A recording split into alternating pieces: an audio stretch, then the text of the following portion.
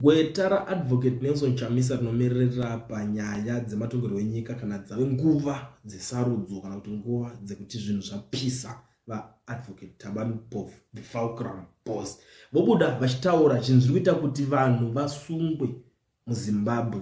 Vari kubuditsa pachena chinhu chiri kuita kuti vanhu vangoerekana vachimuka vachinzi vatorwa. Unongonzwa kunzi ningasungwa. Vanofanira kuti munhu tisauda kunyatsokunzwisisa kuti zviri kubva nekupi zvichienda nekupi. Chiri kuzoita kuti munhu azonzi vasungwa muZimbabwe.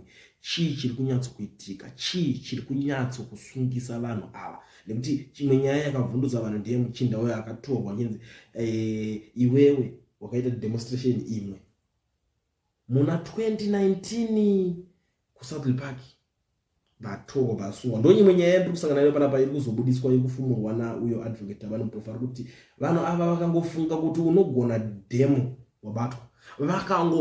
Ndo mashoko ari kutaura kuti zvikangopinda chete mupfungwa dzavo kuti uyu anenge ichifesi chakapwanyika chimunhu achitye chinogona kungomhanya musititi chakatotungamira vanhu chikati muchitori. Tarisa vanhu vese vari kutorwa vakashinga vanhu vachirume so vaive kuti kwete vanhu vaive vari soft haumbooni varume vemaporiji majarini. Ndo nyaya iri kutaurwa panapa iri kunzi vakangoziva chete kuti unogona demo waenda watorwa. Ende ichocho ndaona kunge chokwadi nekuti zvinhu kuitika zvinaomera mushe. But problem iripo i1. I want you to look at this picture.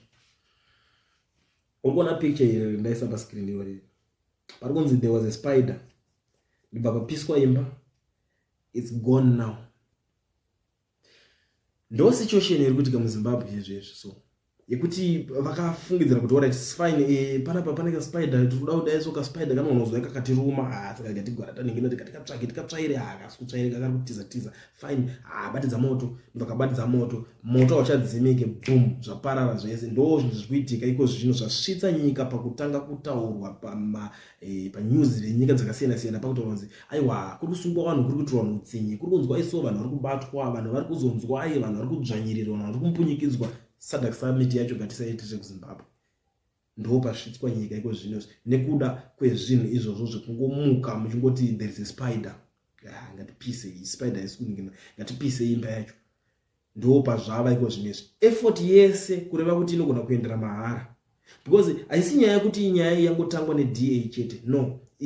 Vakanyatsopisana mushe ikoko veDA. Imwe nyika ichadairira nyika dzese dzotanga kupisana musoro dzese.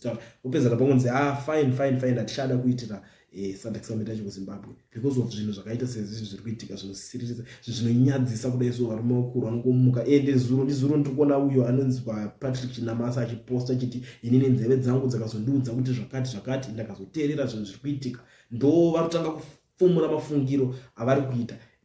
It's very bad kuti vana vadiki iko zvinezvi vari kurara mumajeri because of zvinhu zvekungofungidzirwa nzi arikuda kuita demonstration. Vanhu vazhinji breadwinners vakatorwa izveso, mhuri dzavo dzikurara nenzara. Ivo mashefu pachavo vari kudya vachiguta, vatori pamabasa high paying job.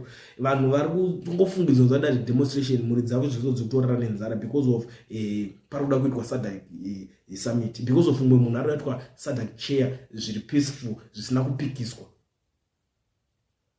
PaZimbabwe pane nharo. Guys, ndo nyaya yacho imwe yacho ndangouya nayo kuti ndingoshare nemi panapa ndichikuonesai zvimwe zvinhu zviri kutaurwa nevanhu panapa. Munoonawo sei nyaya ndandakakubatira imhuri yeZimbabwe